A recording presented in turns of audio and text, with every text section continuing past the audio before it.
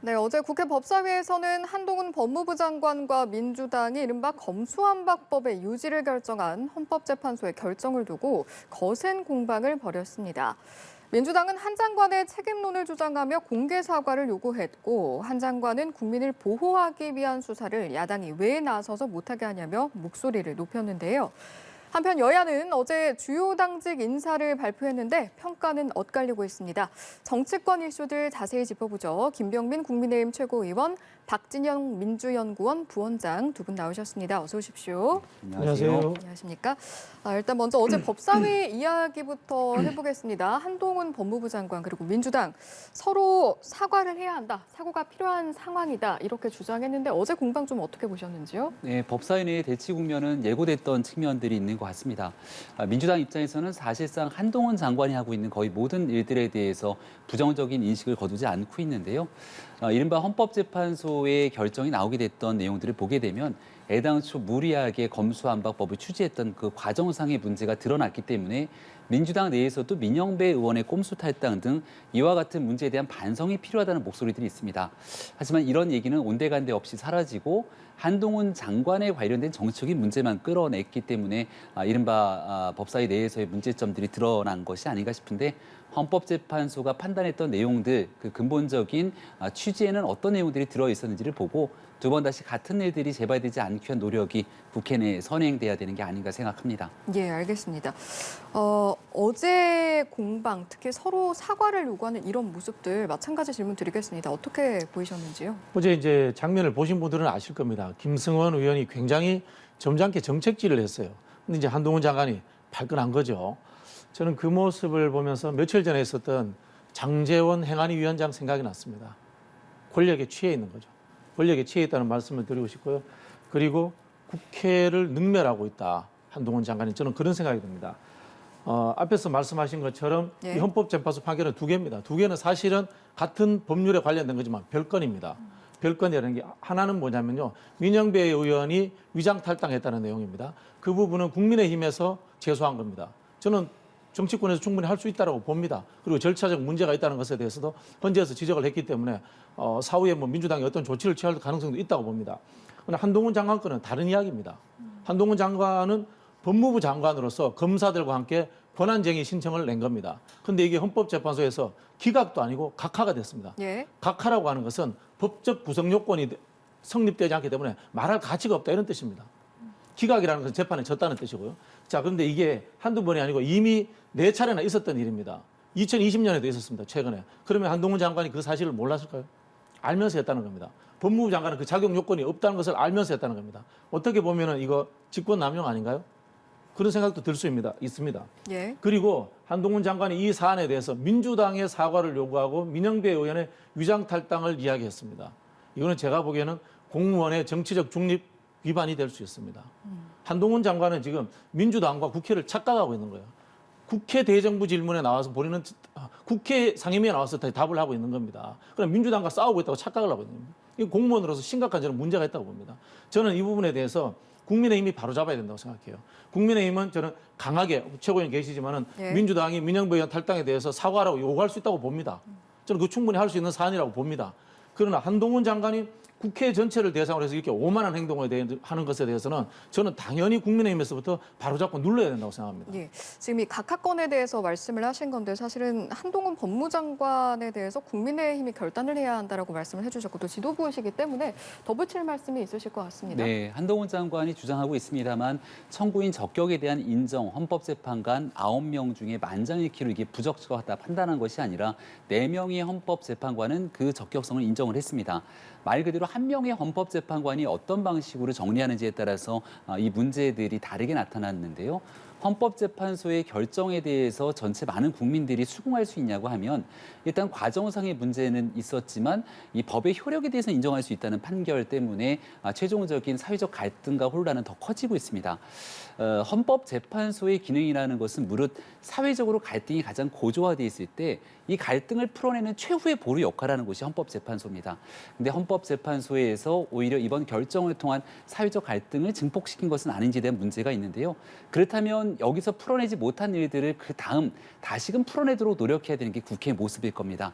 네, 한동훈 장관에 대해서 헌재 결정이 나오자마자 민영배 의원에 대한 반성은 온데간데 없이 한동훈 장관 딱 걸렸다라는 방식으로 탄핵을 주장하고 나서게 되니까 결국은 국회가 다시금 대치 국면으로 들어설 수밖에 없는 거거든요. 예. 헌재도 문제를 풀지 못하고 대한민국 국회도 그 갈등을 다시금 부추기게 된다면 이런 피해는 고스란히 국민의 몫으로 돌아올 수밖에 없는 바 실제로 충분한 시간을 숙기하고 숙고하고 토론해서 법안을 처리해야 되는 국회 선진화법 본래의 취지를 고민했다면 이렇게 얼렁뚱땅 굉장히 무리해서 검수완박법을 추진했던 과거의 문제들을 돌아보면서 한 번쯤 다시 어떤 방식의 길을 걸어야 될지 국회가 숙고해야 되는 시간이라 생각합니다. 예, 민영배 의원 이야기가 나와서 말인데 민영배 의원의 복당 이 부분도 좀 관심이 보이는 사안이라서 지금 민주당에서 좀 어떻게 하겠다라고 의견이 모아지는 부분이 의견이 있습니까? 모아진 부분은 없고요. 뭐 제가 짐작컨대 예. 이 부분은 민영배 의원 개인의 문제는 아니에요. 민영배 의원은 어떻게 보면 본인은 한편으로 보면 결단한 거고 희생양이 된 거예요. 제 짐작컨대는 그 당시에는 원내 지도부의 판단에 의해서 저는 민영배 의원이 이런 행동을 했을 거라고 보고 민영배 의원이 지금 그 광주에서 인기가 좋아요. 인기가 좋은 상황이고 그렇습니까? 예. 이제 민주당 당원 당규에 이제 탈당한 지 1년 이후에라지만이 복당할 수 있다 이렇게 하는데 이제 한 6개월, 7개월 정도 지난 것 같아요. 그래서 저는 총선 전에 복당하기 때문에 별 문제는 없다. 그런 생각을 들고요. 예. 다시 한번 말씀드리지만은 이 문제와 한동훈 장관 문제는 별개의 문제입니다. 말씀하신 것처럼 국민의힘이 민주당의 이 민영배 의원 탈당 문제를 가지고 비판할 수 있습니다. 사과 요구할 수 있습니다. 이 부분 가지고 이야기할 수 있지만은 한동훈 장관을 감사하는 태도는 국회에 같이 구성하고 있는 정당으로서 굉장히 문제가 된다. 저는 이 말씀을 드리고 싶고요. 예. 예를 들어 볼게요. 추미애 장관이 문재인 정부 시절에 이런 행동을 했더라면 바로 탄핵하자고 이야기 나왔을 겁니다. 그럼 이제 역으로 이야기를 해볼게요. 문재인 정부 때 뭐 비서실장이라든가 이런 분들이 상임위에 나와서 국민의힘 의원들하고 사퇴질하고 그런 거 잘한 거 아닙니다. 잘못한 겁니다. 이분들은요, 제가 말씀드리지만은 선출된 사람들이 아니에요. 국회의원은 여야를 가리지 않고 선출된 국민의 대표입니다. 그런 자리 앞에서는 한없이 낮은 재수로 국민을 대신해서 나온 사람이지 않습니까? 본인은 근데 기능적 역할을 하는 관료예요. 그런 기본적인 좀 자세를 갖춰야 된다 이런 생각이 들고 예. 정치적 발언은 하지 않는 게 맞다라는 것이 원칙입니다. 그럼 이건 어떻습니까? 시행령에 관한 부분도 사실 이제 어제 법사위에서 여러 번 논의가 이야기가 됐던 부분인데 민주당에서는 시행령 철회해야 한다 이런 언급을 내놓았고 이제 한 장관의 입장은 오히려 국민을 위해서라도 시행령을 나는 유지하겠다 이런 발언이었거든요. 네, 검수완박법에서 검찰의 수사권 범위에 대한 내용들을 다 담고 있지 못하기 때문에 그 내용 이제 시행령으로 보완하게 돼 있지 않습니까? 한동훈 장관이 하고 있는 이 법무부의 시행령은 분명하게 국회에서 정리한 법의 범위 내에서 시행령을 만들게 되죠. 하지만 민주당 입장에서는 애당초 검수완박법의 취지와는 다른 방식으로 가고 있기 때문에 문제라고 얘기를 합니다. 지금 여기서 짚어봐야 될 것은 그런 문제들까지 다 포함할 수 있도록 충분한 수기 토론을 거친 법이 정리가 돼야 되는데 다 알고 계신 것처럼 윤석열 대통령 당선 이후 정권이 출범하기 바로 직전의 상황 속에서 번갯불에 콩 부어 먹듯이 이 법을 처리합니다. 이유는 아주 간단합니다. 대통령이 취임하고 나면 거부권을 행사할 수 있기 때문에 이른바 거부권 행사하기 전에 국회가 갖고 있는 다수 의석의 힘으로 밀어붙이게 된 것이죠. 근데 우리가 잘 알고 있는 것처럼 국회 선진화법이라는 게 과거에 제정이 됩니다. 선진화법이 제정됐던 이유는 여야 간 합의가 안 되면 최장 330일의 기간 동안 충분히 수기하라는 법의 취지가 있는 거죠. 법의 취지가 있는데 법의 취지를 무력화시키고 안건 조정이마저 꼼수로 바꿔가면서 이 법을 처리한 겁니다. 그럼 국회 선진화법의 취지는 무력화시켰지만 법은 만들어졌으니까 법의 효력을 인정해야 된다는 게 지금 헌재 판단 아닙니까? 예. 마찬가지로 그 법이 만들어졌기 때문에 애당초에 민주당이 추진하는 법의 취지와는 좀 다를지 모르지만 그 법의 구성 요건에 맞춰서 시행령이 정리가 된 거죠. 이런 내용들이 무한 반복돼서 돌아가고 있기 때문에 국회가 다시금 원래의 목적에 맞춰서 이러한 검수완박법 어디까지 검경 수사권 조정으로 수사권의 범위들을 조정해야 되는지 머리를 좀 맞댈 때가 됐다고 저는 생각합니다. 알겠습니다. 요는 이런 겁니다. 민주당에서는 이번 헌재 판결에 따라서 시행령을 바꿔야 하는 게 아니냐. 그런데 또 국민의힘에서 나온 이야기 중에 이런 게 있습니다. 시행령 복구 요구가 이재명 대표 방탄을 위한 게 아니냐. 이런 주장도 있었거든요. 이해가 안 되는데요. 뭐 이해가 저는 앞뒤가 예. 안 맞다는 생각이 들고요. 예. 이렇게 저는 그 김병민 최고위원님 말씀하신 절차상의 하자 문제 충분히 지적할 수 있다고 봅니다. 문제점이 있다고 봅니다. 그러나 헌재 판결에서도 그렇게 나왔잖아요. 절차상의 문제가 있지만 법 취지는 지켜져야 된다는 이야기를 하고 있지 않습니까? 이 시행령이 어디에 파고드냐면요. 법에서 등이라고 하는 부분 있지 않습니까? 등이라는 부분을 파고 들어가지고 검찰의 수사권을 교묘하게 확대하려고 하고 있습니다. 그럼 이 검수완박이라고 하는 뭐 검찰 정상화법을 만드는 이유가 뭡니까? 수사권과 기소권을 분리하려고 하는 거.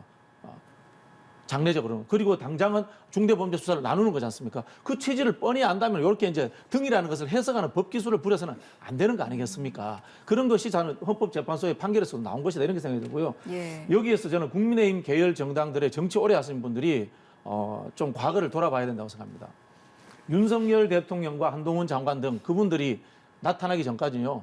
국민의힘의 수많은 이제까지 역사상의 정치인들이 검경 수사권 조정에 대해서 찬성했습니다. 수사권 기소권 분리에 대해서 찬성했습니다. 오랫동안 찬성해 온 겁니다, 이거는. 근데 윤석열 대통령과 한동훈 장관 등 검찰 세력들이 정치권에 들어오니까 국민의힘이 거기에 눈 감아 버리는 거예요. 권성동 의원도 과거에 검경 수사권 조정에 찬성하신 분입니다.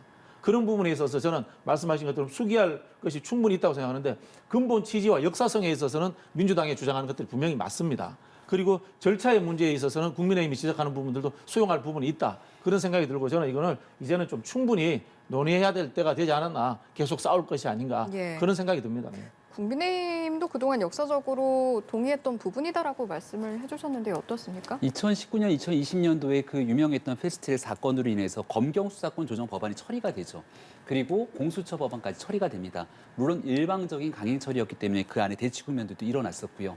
검찰이 갖고 있는 권한 속에서 일정 부분 경찰과의 수사권 조정 분리가 필요하다는 얘기들 많은 전문가들도 얘기를 해왔던 부분입니다. 그래서 법이 처리 통과가 돼서 실질적으로 시행이 되고 있는데 이 시행이 정확하게 이루어지고 나면 현장에서 어떤 방식으로 구현되는지를 지켜보고 미진한 부분들이 있다면 추가적으로 검경 수사권 조정 등에 대한 내용들이 더 보완 뒷받침이 돼야 되지 않습니까? 근데 시행이 되고 나서 막 시작하고 있는 과정 속에 시작도 하기 전 여기에 이 문제 아예 그냥 검찰 수사권을 다 뺏어야 된다는 방식으로 추진됐던 게 바로 검수완박법입니다. 민주당이 처리해서 통과시켜놓고도 여기에 대한 충분한 보완적 조치를 취하기 전에 일방적으로 밀어붙이게 됐던 과정들에 대한 문제 제기가 국민의힘뿐 아니라 여러 전문가들 사이에서 나왔다는 점을 짚고 싶고요. 공수처 법안 같은 경우가 이른바 전체적인 동의를 얻지 못하고 일방적 처리됐던 대표적인 예인데 그 공수처가 실질적으로 구현되고 나면 많은 고위공직자 범죄들 정리될 거라고 얘기했지만 현재 공수처의 실태가 어떤지는 제가 말씀을 덧붙이지 않아도 많은 국민들이 보고 있습니다. 이상으로 생각하는 것과 오랜 기간 동안 형사사법체계의 질서를 지켜왔던 것들 이걸 어떻게 바꿔나갈지에 대한 여부들은 충분한 시간이 뒤따르는 일이기 때문에 단 며칠 만에 국회 의석의 힘으로 처리해서는 안 된다는 점, 그 점을 저는 좀 짚고 싶습니다. 알겠습니다. 사실은 헌재 판결 이후 이 같은 공방이 계속해서 이어지고 있는 건데 헌법재판소에 대한 여야 입장도 좀 다른 것 같습니다. 국민의힘 전주의 의원은 기울어진 운동장 아닌가 헌재가 이런 발언을 내놓기도 했거든요. 저는 뭐 헌재가 신성 영역이 아니기 때문에 비판할 수 있다고 봅니다. 저도 뭐 헌재의 비판에 대해서 자주 비판을 합니다만은 전주의 의원이라든가 한동훈 장관 같은 분들이 늘 법치주의 주장하는 분들이잖아요. 법치주의 주장하는 분들이 이런 이야기 하시는 건 좀 맞지 않다. 이런 생각이 들고요. 저는 뭐 국민의힘을 비판하는 게 아니고 한국의 법조인들이 전반적으로 소송과 절차의 문제에 대해서 집착하고 헌법이라든가 법이 가지고 있는 근본적 가치에 대해서 강구하는 경향이 있다. 그런 생각이 듭니다. 대표적으로 불거졌던 것들이 김학의 전 차관이 출국하려고 했을 때 막았던 부분이지 않습니까? 절차적으로 문제가 있다라고 국민의힘 계열의 법조인들이 수많은 이야기를 합니다. 그러면 우리가 정의론의 문제 관점에서 봤을 때 김학의 전 장관 같은 사람들이 출국하는 게 맞습니까? 법이 존재하는 이유가 뭡니까? 법이 존재하는 이유가 법이 만든 절차와 형식을 따르라고 법이 존재하는 겁니까? 아니잖아요. 사회의 안정과 질서를 위해서 법이 존재하는 거지 않습니까? 그래서 법의 근본 취지라는 것을 좀 이해했으면 좋겠다 이런 생각이 드는데 예. 이거는 사실은 이 한국 법조계 자체가 대륙법적 전통으로서 이 형식적 절차에 얽매이는 이런 하나의 잘못된 법교육이라는 근본적인 문제도 존재합니다. 그래서 요즘 이제 개헌 이야기할 때 영미법적인 것들, 시민권을 보장하는 것들, 배심원 이런 이야기도 많이 하고 있는 거거든요. 저는 이런 측면에서 이 법 절차에 대한 논의들을 법조인에게 맡겨놓는 것이 아니라 법을 만드는 그리고 헌법을 만드는 국회에서 국회의원들이 관심을 갖고 공부를 해서 이런 근본적인 것들을 좀 바꿔야 된다. 그런 생각이 듭니다. 네. 그래서 지금 여야가 같이 이제 국회에서 개헌특위 하고 있잖아요. 네. 이런 데 대해서도 좀 관심을 가져주셨으면 좋겠어요. 근본적인 것에 대한 이제 중요성을 역설해 주셨는데 김용민 최고위원 생각은 어떻습니까? 헌재 재판관들의 정치적 성향이 이번에 실제로 영향을 미쳤다고 보시는지요? 일단은 우리법연구회, 민주사유리한 변호사 모임, 국제인권법 연구회 출신들의 헌법재판관들이 일부 있었다는 것들은 부인할 수 없는 사실일 겁니다. 그분들이 모두 같은 이념을 갖고 있다고 보기는 어려운 측면들이 있습니다만 헌법재판소라고 하는 곳이 그 누구보다 공명정대하게 마지막으로 대한민국 사회의 갈등을 조정을 해야 되는 그 막중한 책임을 띠고 있다면 최소한 여기에 대한 추천하게 될 때는 그런 모든 면들까지 고려를 해야겠죠. 9명의 헌법재판관이 있는데 그중에 상당수가 같은 서클 등에서 활동했던 분들이 있고 이를 통해서 나타나게 되는 재판의 판결들이 특정 진보 성향들의 판결들이 이어지게 된다면 여기에 대해 사회 구성원들이 납득하지 못하게 됐을 때 일어나게 되는 후과들은 국민의 몫과 부담으로 돌아갈 수밖에 없을 겁니다. 그런 측면에서 윤석열 정부의 이제 또 헌법재판소의 구성들이 여러 차례 달라지게 될 텐데요. 그럴 경우에는 국민들께 최대한의 전문성, 공정성 이런 부분들을 담보하기 위한 노력이 필요하고 예. 지금처럼 5대4, 4대5로 굉장히 첨예한 갈등이 나왔는데 한 명의 재판관의 판단 결과에 따라서 이 내용들이 뒤집어지게 됐을 때 그 재판관의 과거에 있었던 성향 등 이런 부분들이 도드라지게 드러날 수밖에 없는 일 아니겠습니까? 헌재뿐 아니라 대법원의 대법관 구성 등에 있어서도 이런 일들로 국민의 신뢰를 떨어지지 않도록 하게 되는 일은 정치권과 추천권자의 몫이기 때문에 앞으로도 매우 유념해야 될 일이라고 생각합니다. 저는 이 발언은 좀 문제가 있다고 생각합니다. 보수의 가치가 앞에서 말씀드린 것이 법치주의예요. 사실 법치주의도 아니죠. 입헌주의, 헌법주의죠. 근데 이 윤석열 대통령이나 한동훈 장관이 잘 모르고 그냥 법치주의라고 이야기하는 거예요. 룰업으로 법에 의한 지배. 이건 한국하고 일본에서만 쓰는 말이고 실제로 미국이라든가 우리 법을 전공하는 사람들은 헌법주의라고 합니다. 입헌주의 이렇게 이제 표현을 쓰는데 그렇게 주장하시는 분들이 헌법재판소에 대해서 이런 식으로 비판하면 안 됩니다. 헌법재판소의 임기라든가 구성 자체가 그렇기 때문에 대통령의 임기와 얼기석기 엮이도록 이렇게 임기를 조정을 해놨단 말이에요. 그러면 말씀하신 것처럼 윤석열 대통령이 임명하신 분들이 많아졌을 때는 또 어떻게 변명을 할 겁니까? 이런 식으로 비판하는 건 저는 문제가 있다는 생각이 들고요.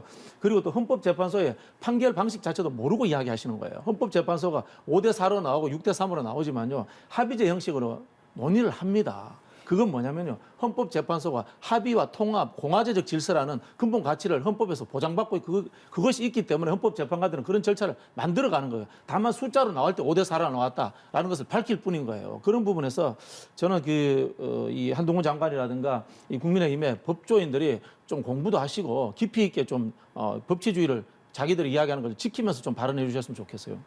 그러니까 말씀 주신 내용이 이제 법치주의를 좀 정확하게 지켜라는 말씀이신데 전적으로 대한민국 국민이라면 헌법재판소의 판결 또 대법원의 판결이 존중해야 됩니다. 그런 의미에서는 같은 생각을 갖고 있고요. 예. 다만 문재인 정부에 있었던 김명수 대법원 체제에서 일어났던 사법적인 문제들이 국민의 상식을 뛰어넘는 여러 가지 일들이 벌어졌던 바 여기에 대해서 국민적 의혹들이 커졌던 겁니다. 그러니까 마찬가지로 김명수 대법원 체제에서 추천됐던 헌법재판관의 문제라든지 이 모든 일들이 국민적 신뢰를 담보해야 되는데 그 국민적 신뢰를 잃어버릴 정도로 정치색이 짙어졌다면 여기에 대한 문제 제기는 당연히 할 수밖에 없는 일이겠죠. 애당초에 법 질서가 구현되기 위해서 만들었던 좋은 시스템이 있는 만큼 여기에 대한 문제 제기를 하고 있는 것이고 앞으로 있는 윤석열 정부에서도 지난 문재인 정부의 과오를 답습하지 않고 공명정대한 인사들이 들어갈 수 있도록 노력해야겠다 이런 말씀을 드리는 겁니다. 130명의 검사 출신들을 정부 요직에 박아놓고 할 말은 아니신 것 같습니다.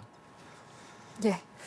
자, 그러면은 이 내용은 여기서 마무리를 짓고 이 부분도 한번 여쭤봐야겠습니다. 오늘 아침에 김승환 의원이 한 라디오에 출연을 해서 이런 발언을 했습니다. 한 장관이 검수완박 시행령을 고수하는 게 이후에라도 탄핵의 여지가 발생을 할 수가 있고 탄핵 사유인 법률 위반에 해당이 된다.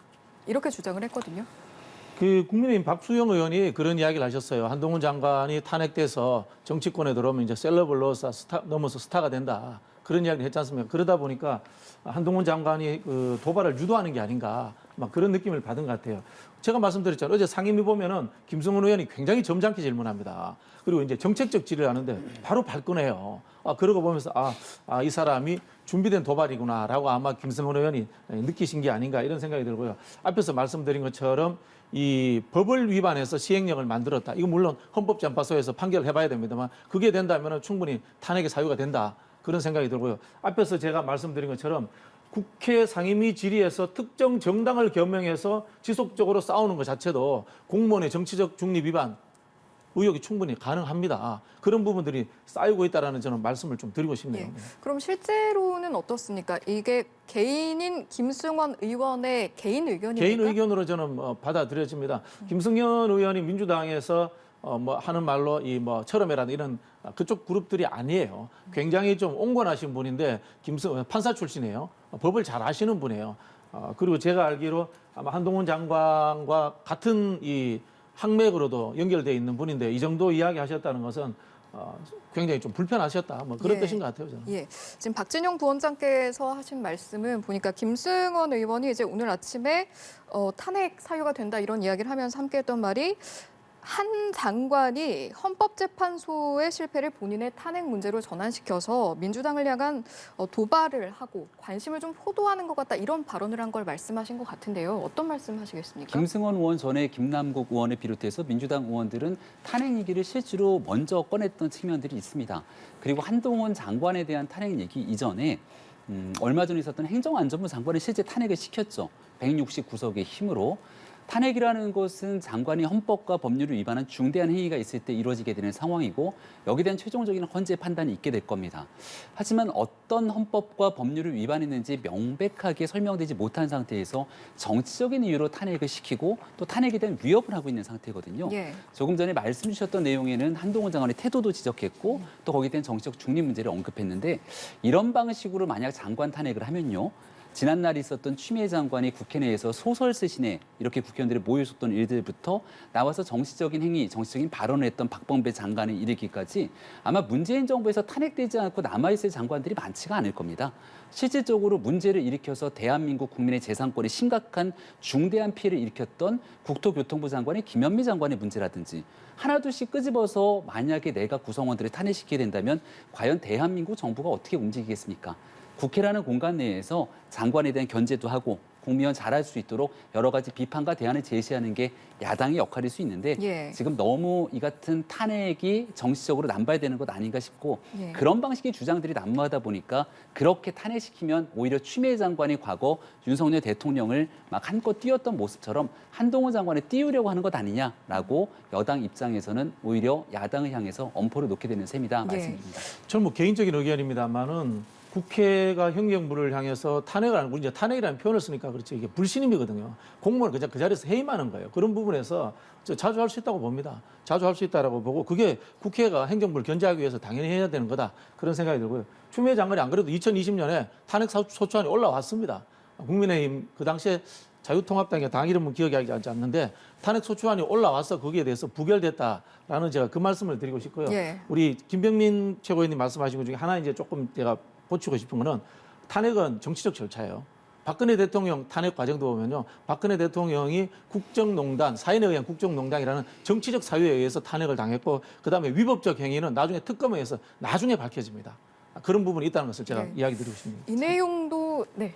참고로 탄핵은 말씀하시겠습니까? 헌법과 법률을 위반한 중대한 혐의가 있을 때 탄핵이 되고요. 그렇기 때문에 헌법재판소에서도 어떤 헌법과 어떤 법률을 위반했는지를 최종적으로 판단하게 됩니다. 알겠습니다. 헌법은 소송법이 아니에요. 절차와 규정을 갖고 있는 게 아니고 광의의 가치와 철학을 이야기하는 거기 때문에 말씀하신 것처럼 우리 형사법적인 범죄를 이야기하는 게 아니다라는 말씀을 제가 드리고 싶습니다. 예, 법에 대한 내용 여기서 갈무리를 하고 사실 앞서 박수영 여의도연구원장에 대한 발언 잠시 언급을 해주셨는데 이 내용도 직접 잠시 여쭤보기는 해야 할 것 같습니다. 총선 차출론에 대해서 어제 한 장관도 거듭 선을 그었고 또 당장 김병민 최고위원도 지도부에서 거론한 바 없다라고 네. 말씀을 하긴 하셨습니다만 어떻습니까? 실제로 이야기는 계속해서 나오고 있는데 차출론에 대해서 염두에 두고 있지 않은 상황은 지금도 변함이 없습니까? 저는 언론의 관심사항이라고 생각합니다. 그날 박수영 원장이 출연했던 라디오도 다 들어봤는데 박수영 원장의 적극적인 의견 개진보다는 물어보는 질문에 대한 관심사의 답변이었다고 생각을 합니다. 예. 총선이 한 1년 정도도 더 남은 상황이고요. 대한민국 법무부 장관으로 열심히 노력하고 있는 장관을 이 총선이라고 하는 정치의 한복판에 끌어내는 것 저는 적절치 않다고 생각합니다. 네. 지금 시점에서 굳이 한동훈 장관에 대한 얘기는 꺼내지 않는 것이 국민의힘 입장에서는 오히려 윤석열 정부가 제대로 일할 수 있도록 받침하고 민생정당으로 나아가는 길에 더 적합하다 생각을 하는데 지난날 전당대회 때도 마찬가지고 워낙이나 여론적 지지도가 높고 국민적 관심사가 높기 때문에 언론에서는 이제 항상 초미의 관심사로 한동훈 장관에 대한 얘기를 당연히 물어보게 되는 것이겠죠. 예. 자, 그러면 이번에는 여야 당직 개편 이야기로 넘어가 보도록 하겠습니다. 어제 민주당의 당직 개편 내용을 보면 뭐 두루 발탁했다는 평가도 있지만 또 일각에서는 관심을 모았던 사무총장이 유임이 됐기 때문에 또 뭐 큰 의미는 없는 게 아니냐 이런 평가도 있습니다. 뭐 그렇진 않죠. 제가 봤을 때는 그 최고위원회 송갑석 의원을 지명한 것이 좀 이슈였다. 의미가 뭐 그런 있다고 생각이 보시는 겁니까? 들고요. 예. 왜냐하면은 송갑석 의원이 이제 재선그룹과 함께 이재명 대표에 대해서 지속적으로 이제 비판적인 정치 행보를 해왔던 분이기 때문에 좀 의미가 있지 않나 이런 생각이 들고요. 다만 사무총장 문제에 대해서 국회의원들이 이렇게 집착하는 것은 저는 옳지 않다고 봅니다. 그건 뭐냐면요.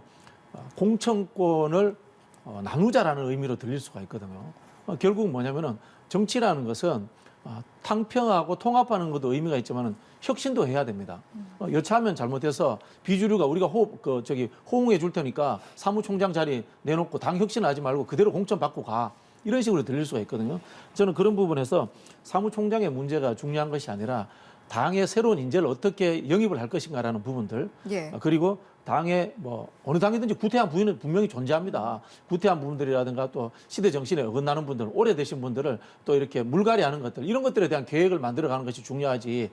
공천을 행사하는 자리를 갖고 싸우는 모습을 보이는 것은 저는 정당으로서 적절치 않다 이런 생각이 예. 듭니다.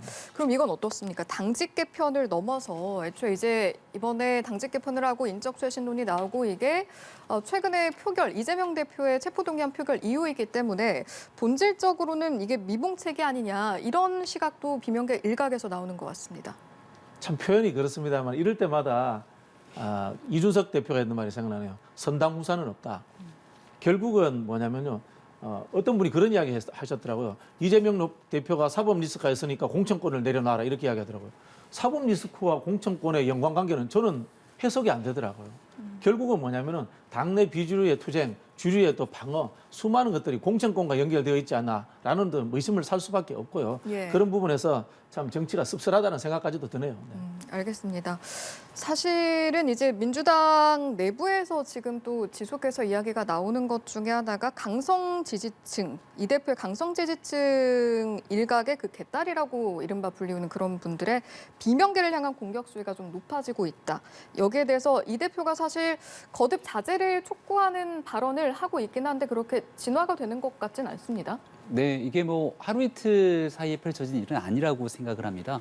지금은 이재명 대표를 옹호하게 되는 세력처럼 비치지만 과거로 돌아가면 조국 전 장관 사태 때 사랑해요 정경심 등을 외치면서 조 전 장관을 오히려 문제제기했던 사람들에게 거친 공격들이 이어지기도 했고요. 예. 더 앞으로 나아가게 되면 2017년도 대통령 선거 경선 당시에 그 당시 이제 안희정 후보 등과 당시 이재명 후보가 또 비주류 후보 아니었겠습니까? 그 당시에 문재인 대통령을 지지했던 많은 사람들이 상대되는 진영을 향해서 문자 폭탄 등을 보냈던 선례들이 있는데 그 당시에 문재인 후보가 했던 경쟁을 흥미롭게 만드는 양념 같은 일이다라고 하는 일들부터 지금까지 쭉 이어져 온 셈 아니겠습니까? 그게 때로는 나한테, 때로는 상대한테 이로운 일들로 전해질 수 있겠습니다만 결국 시간이 지나고 나서 보면 대한민국 정치 문화를 뒤로 퇴행하게 만드는 가장 중요한 일이기도 했거든요. 그러니까 지금쯤 용기를 내서 니 탓 내 탓 할 것이 아니라 과거의 지난 일들을 좀 반성하고 끊어낼 필요가 있겠는데 그런 용기들을 그래도 민주당의 책임 있는 정치인들이 좀 가지고 정리했으면 좋겠다는 생각이 듭니다. 예. 이재명 대표가 최근에 한 발언을 보니까 이제 이재명 대표도 계속해서 거듭 이야기를 하고 있고 그런 상황에서 어떤 지지층 일부의 어떤 인원이 나한테조차 손절하겠다 이런 발언을 하더라 이런 이야기를 또 한 것 같더라고요. 참 표현을 개딸이라고 안 쓰는 게 좋을 것 같은데요. 이재명 대표가 되고 난 뒤 한 30만 명 가까이 당원이 늘었습니다. 80만에서 120만 명 가까이 됐는데요. 예. 이분들 중에도 아주 극소수입니다. 30만 명 중에서도 아주 극소수라는 생각이 들고요. 그래서 민주당원이 맞는지 모르겠다 이런 발언도 했더라고요. 이 그렇죠. 대표가. 너무 과도하게 특히 이제 문재인 대통령에 대해서 혐오적인 그 그림을 만들어낸다. 이런 거는 이제 제가 봤을 때는 해당행위죠. 그런 부분에서 좀 징계를 해야 된다는 생각이 들고요. 다만 이런 생각이 듭니다. 사실 국민의힘에도 아스팔트 보수가 있잖아요. 아스팔트 보수가 있는데 저는 이제 뭐 개인적인 의견은 이런 생각입니다. 우리 선출직을 투표해서 뽑는 이유가 뭡니까? 좋아해서 뽑아주잖아요. 종합적 의미로. 예. 그러면 팬덤이라는 건 뭡니까? 열성적으로 좋아한다는 뜻이거든요. 그건 나쁜 의미는 아니에요, 이게. 우리가 이제 정당을 하나의 작은 국가다 이렇게 이야기합니다. 작은 국가인데 팬덤이 있고 열성 지지자라는 것은 열성 애국자라는 뜻이에요. 열성 애국자들이 잘못됐다. 그러니까 이 사람들을 쫓아내자라는 이야기는 일제시대 때 그 친일파들이 이런 이야기해요. 윤봉길 의사라든가 김구 선생, 김원봉 선생 이런 거 보고 테러리스트다 이런 이야기 했는 거하고 똑같은 거예요. 그런 부분에서 저는 이분들을 잘라내자라고 이야기하는 것은 적절치 않다라는 생각이 들고요. 다만 이제 이분들이 어떤 뭐 정치적인 일부의 선동이라든가 또는 뭐 표현이 그렇습니다만 이념적 상업주의를 부추기는 세력들이 일부 있는 건 사실입니다. 이거는 진보 보수 다 마찬가지입니다. 이런 부분들에 휘둘리지 않도록 이재명 대표처럼 그분들과 같이 이제 소통하고 다듬고 하는 과정을 거쳐야 된다 이런 생각이 들고요. 저는 이런 근본적인 원인 자체가 우리 정치권이 국민들 당원 지지자들과 소통하지 않아요. 소통하지 않다 보니까 지구당 사무실 찾아가서 어떻게 자기 의견을 개진할 일도 없고 그다음에 또 직장인들 같은 경우 퇴근 이후에 어떤 뭐 모임이 있는 것도 아니고 이러다 보니까 댓글밖에 할 수 없는 이 정치가 국민들과 떨어져 나가는 현상, 특권화되는 현상 이런 상황 때문에 저는 이런 일이 벌어졌다고 생각해서 정당이 빨리 국민 속으로 다시 돌아오는 그런 절차를 가진다면은 자연스럽게 소멸하지 않을까 그런 생각도 해봅니다. 알겠습니다. 이번에는 국민의힘 이야기도 한번 해보도록 하겠습니다. 국민의힘 역시 당직 개편 상황이 있었는데 일단은 여의도 연구원장에 박수영 의원이 임명이 됐고 또 이제 조수진 최고위원도 민생희망특별위원회 위원장으로 임명이 됐습니다. 이제 근데 이런 내용들을 보면서 친윤 일색이라는 평가가 나오니 김기현 대표는 애초에 친윤 인사 아닌 인사가 있겠느냐 당에 이런 발언을 내놓기도 했거든요. 네. 전반적으로 어떻게 평가할 수 있겠습니까? 집권당이기 때문에 대통령의 성공을 위해서 함께하는 모습을 보이는 것, 저는 이거는 뭐 너무나 당연한 일이기 때문에 구태여 친윤 비윤으로 가를 일은 아니라고 생각합니다. 예를 들어 집권당의 구성원인데 윤석열 정부의 성공을 바라지 않고 윤석열 정부를 어떻게든 발목 잡고 끌어내리려고 하는 사람들이 있다면 오히려 그분들에게 좋은 자리를 줘야 된다는 내용들이 쉽게 와닿지는 않을 것이겠죠. 하지만 당내에는 또 다양한 목소리들이 필요하기 때문에 이른바 어떤 정당이든 주류와 비주류의 세력들은 있기 때문에 질서 있는 다양성을 주장했던 김기현 대표의 말처럼 여러 사람들이 당내에서 중요한 역할들을 할 수 있도록 공간을 마련해 주는 건 매우 중요하다고 생각을 합니다. 조수진 의원은 최고위원이기 때문에 이번에 민생희망특별위원회 위원장을 맡은 건 최고위원이 당내 최고 지도부로서 특별위원장의 위원장을 맡게 되는 건 더 힘있게 민생 문제를 챙기겠다는 의지의 표현이기도 하거든요. 박수영 원장 같은 경우는 누가 뭐래도 국민의힘의 정책, 전략적인 문제에 대해서 꽤 오랜 기간 동안 행정부부터 몸을 담아왔던 대표적인 정책 전문가입니다. 그런 의미에서 여의도 연구원장으로 박수영 원장이 됐을 때 그 정책 전문성을 의심하는 경우들은 아무도 없을 거라고 생각을 합니다. 지금부터는 당내에서 훨씬 더 많은 다양한 구성원들이 내년 총선을 앞두고 역할을 할 수 있도록 그 공간을 찾는 것이기 때문에 예. 앞으로도 많은 당직 임명이 남아있을 때 김기현 지도부에서 어떤 선택을 하는지도 눈여겨봐 주시면 좋겠습니다. 예, 사실은 이번에 또 개편을 앞두고 이른바 천하용인이라고 불리는 계열들, 이준석계라고 이제 불리기도 하죠. 그런 접촉면이 있을지도 관심을 모았었는데 사실 어떤 접촉이 있었던 것 같지는 않습니다. 그렇죠. 뭐 배제하고 간다는 것은 이미 기정사실화 된 거지 않습니까? 이준석 대표를 잘라냈고요. 또 뭐 유승민 의원도 불출마되는 상황을 만들어냈고 이런 상황에서는 뭐 통합적인 것에 대한 큰 기대는 하지 않고요. 한편으로 보면 이게 이제 정치적 현실인데요. 그렇게 친다면 윤석열 대통령이 0.7% 앞서서 대통령이 당선됐는데 탕평하고 연대하고 연합정치 해야 될 거 아닙니까? 그거 안 하시잖아요. 그런 부분에서 좀 기대 난망이다 이런 생각도 들고요. 대신 통합하고 융합 안 하실 거면은 잘하시면 돼요. 저는 뭐 조수진 의원도 이렇게 잘하시면 된다 이런 생각이 드는데 다만 하나 아쉬운 점은 최고위원들, 현역 국회의원들 중심으로서 정당을 또 다시 구성하는 것, 정당 조직을 짜는 것이 앞에서 제가 말씀드린 것처럼 당원과 지지자들과의 괴리 현상 이런 쪽으로 또 흘러가면 어떨까라는 뭐 사실 반면교사로 한번 생각해 봅니다. 네. 예. 마지막 질문이 될 것 같은데요. 뭐 앞서 국회 취재기자 연결해서도 소식 전해드렸습니다만 김기현 대표를 비롯한 국민의힘 지도부 오늘 경희대를 찾았습니다. 1,000원 아침밥을 먹고 왔고 또 김병민 최고위원 역시 그 현장에 있으셨던 것 같은데 어떤 의도로 보면 되겠습니까? 최근에 뭐 근로시간 개편 문제도 있었는데 청년층을 공략하는 행보의 일환으로 볼 수 있는 겁니까? 집권당이 해야 되는 기본적인 의무라고 생각합니다. 우리 대학에 있는 청년들이 갖고 있는 현장에 여러 문제들이 있을 텐데요. 최근 물가가 많이 오르는 터에 밥 한 끼 사 먹는 것도 사실 부담이 되는 청년들이 많이 있습니다. 1,000원의 아침밥 사업은 농림부가 1,000원이 되고 대학이 1,000원을 지원하면서 학생이 돈 1,000원만 내면 아침을 먹을 수 있도록 하게 되는 사업인데 아직까지는 예산이 넉넉치가 않아서 작년에 한 26개 정도의 대학이 참여했던 걸 올해 조금 늘려서 40개가 넘는 대학을 했는데 전국에 한 40개 대학이다 보니까 서울, 경기, 인천 등 수도권 대학에는 한 10개 정도 대학밖에 혜택을 못 받게 됩니다. 그래서 오늘 가서 현장의 느낌들을 같이 체험하고 또 같이 이야기를 듣고 김기현 대표가 주관해서 다음 정부에다가 이런 예산들을 전폭 확대해서 더 많은 대학의 학생들에게 혜택을 늘릴 수 있도록 도와주자는 취지였는데요. 현장에 있는 학생들도 굉장히 좋아했고 앞으로 이런 방식으로 국민들 삶에 관한 어려운 문제들을 하나둘씩 해결할 수 있는 민생정당의 모습을 보여드리려고 오늘 아침 경희대에 찾았습니다. 예, 알겠습니다. 어떻습니까? 상대당입니다만 국민의힘 지도부의 이런 근데 뭐 행보들. 민생 네. 정치는 여당 많은 것이 아니고 야당도 해야죠. 뭐 다 같이 하면 좋다라는 생각이 들고 이제 다만 이게 이벤트로 끝나지 않고 말씀하신 것처럼 정책적으로 좀 뒷받침이 꾸준히 되었으면 좋겠다. 예. 그런 생각이 듭니다. 네. 알겠습니다. 자, 오늘 말씀 여기까지 듣고 마무리하겠습니다. 오늘 이 시간은요. 김병민 국민의힘 최고위원, 박진영 민주연구원 부원장과 함께했습니다. 두 분 고맙습니다.